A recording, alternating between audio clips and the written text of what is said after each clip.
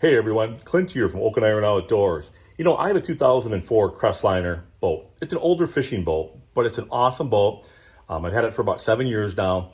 And you know, I've owned older boats in the past, and besides the maintenance component, there's these little hacks that I've learned on how to fix simple little things with these older boats that can sometimes go wrong, all right? So today I'm going to share with you folks at home 5 hacks that you should need to know if you own an older fishing boat, all right? Let's go over that right now.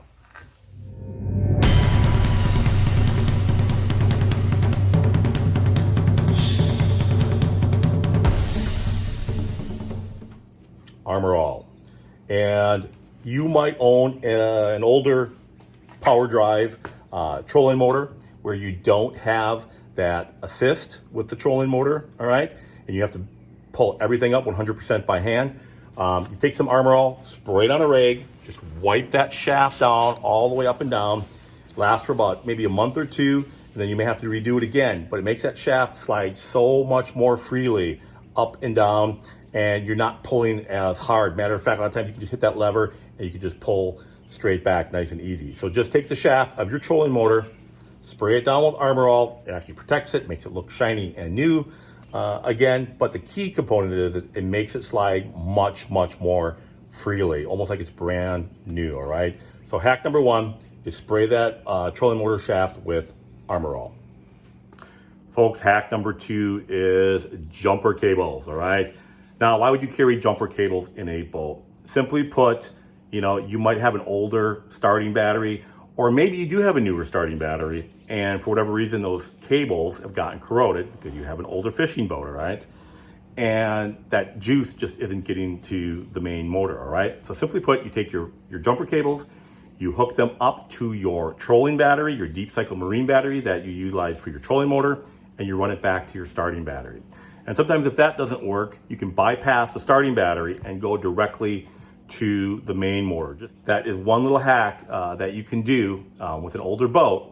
And if for some reason you're stuck on a body of water because that motor won't turn over, is to utilize jumper cables and then just store them somewhere in your boat, all right? So that's hack number 2. Hack number 3 is the speedometer. Now, actually, after I owned this boat for 2 years, once again, I bought it used, the speedometer on here wasn't working, all right? And I assumed that the speedometer itself was actually broken. And I almost spent $100 on a brand new speedometer to put in, but I had a little hack that I found online that I created to help fix the problem, all right? So the speedometer, there was nothing wrong with it.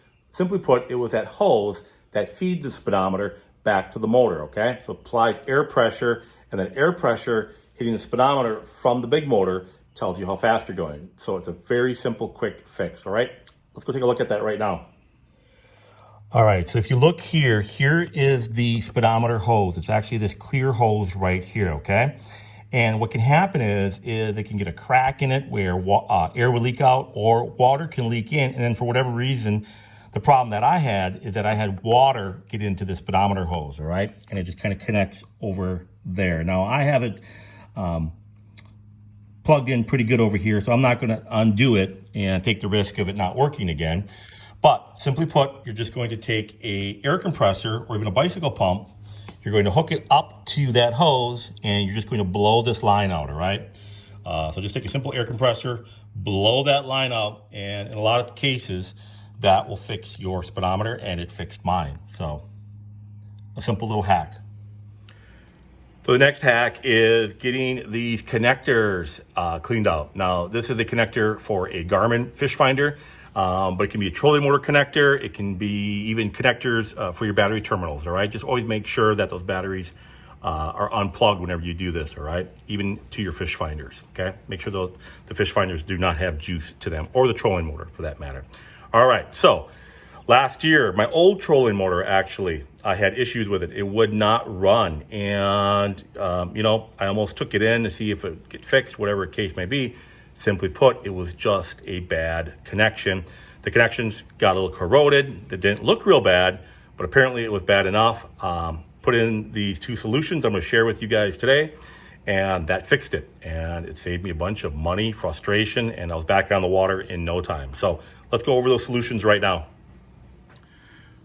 So I have the cord right here. We're going to create two solutions, one in each glass jar.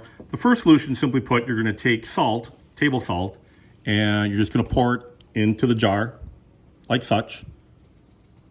Put a good amount in there, okay? And then we're going to take the vinegar. We're going to place the vinegar in there. And then simply put, we're just going to take the toothbrush. We're going to mix that salt in really good, okay? And then we're going to take this particular plug and we're going to get it in there, right? And we want to get that salt and vinegar mixed in there. And then you take the bristles, and the bristle component is so that way you can get in those tiny little holes, all right? You want to get those bristles right in those little holes, okay? And get that cleaned out. Now that vinegar and salt is kind of a strong smell,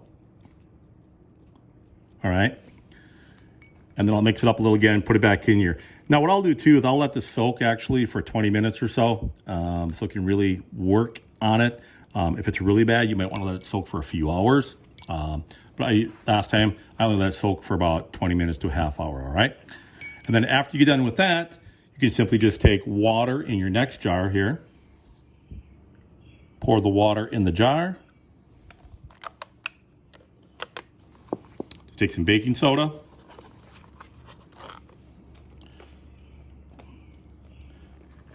Place some baking soda in there.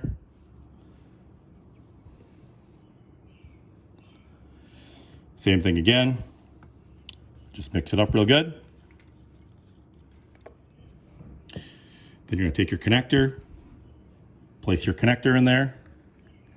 Once again, getting those bristles right in there to clean that out. Okay. And then once again, if you want, you can let that soak for 15, 20 minutes. Okay. All right. And then take it out and then make sure that this is dried out. All right.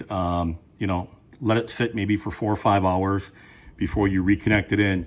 But this little hack has saved me via a trolling motor, and I'm sure I've never needed it on essentially a fish finder, but I know it would work on a fish finder or even battery terminals as well. So that's a great little hack for these older boats, especially if you have older electronics on your boats. All right, folks. So the next hack are these little bungee cords that have these ball connections in them, all right? You get a whole pack of these for like $2 or $3, and I think you get like about maybe 15 or 20 in a pack, and they come extremely handy in the boating fishing world, all right? So let me just go over and show you some of the little ways I utilize this on my boat, all right? So by simply just doubling up, putting two together, they make great cover holders. And this just reassures that these covers are actually on here pretty good to begin with, but just by putting these on here, it just reassures to me that these are not going to come flying off while I'm driving down the road. So that is one purpose for that. Trolling motor cord. So a lot of times these cords just hang down, and as you're driving along, these tend to just bounce around and bang around. So putting them on here just maintains and keeps that cord nice and tight, and just takes pressure off that cord. So I always have these on my trolling motor cord.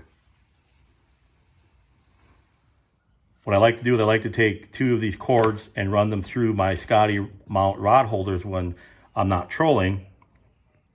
And then I just tie a knot in the middle, and I can hang my lures on here, and they come off super easy. They actually do not get stuck in that bungee component, but it's also enough that when you're going down the lake, they don't come off at all or very easy at all either. So if I'm using multiple lures through the day, I want to keep them handy, but I don't want them out and about on the boat because I have Lily that comes with me, my dog Lily. I'll just hang these up here. So that actually works out pretty good. One last little bonus hack, folks, is having one of these little utility bags with some basic fix-it stuff. Now, I have some zip ties here. I have a battery tester, also tells me the voltage and the condition of my battery. Spare fuses, Phillips screwdriver, adjustable wrench, blue and red Loctite, electrical tape. This one here is dielectric grease that I utilize on the electronic components. But the thing actually that I've had to utilize the most is sandpaper. And this I actually keep in a little Ziploc bag so it doesn't get wet. But anyways, a lot of times these older boats, you have these terminal ends that get corroded. And simply put, I would take sandpaper, I'd clean up those terminal ends, get them nice and clean, get that corrosion off, and everything would work like it's supposed to. The motor would start, whatever electrical component or issue that I had, that sandpaper made a big difference. And a lot of times that's all it was just getting those ends cleaned up. So once again, keep a little repair kit, if you want to call it that, a little fix-it kit in your boat. And if anything too, it's just a nice little peace of mind knowing that you got this little kit, that if there's anything on the water that just needs attention to, or something that you can fix easily, you have that. So little fix-it kit. Well, folks, hopefully this video helped some of you folks at home, especially if you have an older boat like I do, all right? And, you know, the key is do your basic maintenance and then just know those little troubleshooting things to help fix your boat, aid your boat, you know. And for me, I've owned a lot of older boats. It was kind of a good thing because I learned how to fix a lot of these things on my own by owning older boats. And nothing wrong with that. And actually, I like the older boats because I feel like I can, you know, use them the way they're meant to be used, and that's simply as a tool to get me on fish, all right? I don't have to worry, you know, with an older boat, I don't have to worry about scratching it or, you know, babying it or anything like that. And, you know, I feel like I can run it through the ringer a little bit more, all right? If you guys don't mind, please hit that subscribe button. That would help me out tremendously, all right? Now, in the meantime, I have to get this boat ready because I'm going to be going on a camping trip with Lily on a northern Wisconsin flowage, and we're going to be going after walleyes and smallmouth bass, all right? So if you want to see that video and you want to get notified for when that video launches, please hit that subscribe button, all right, folks? Until next time, Clint from Oak and Iron Outdoors.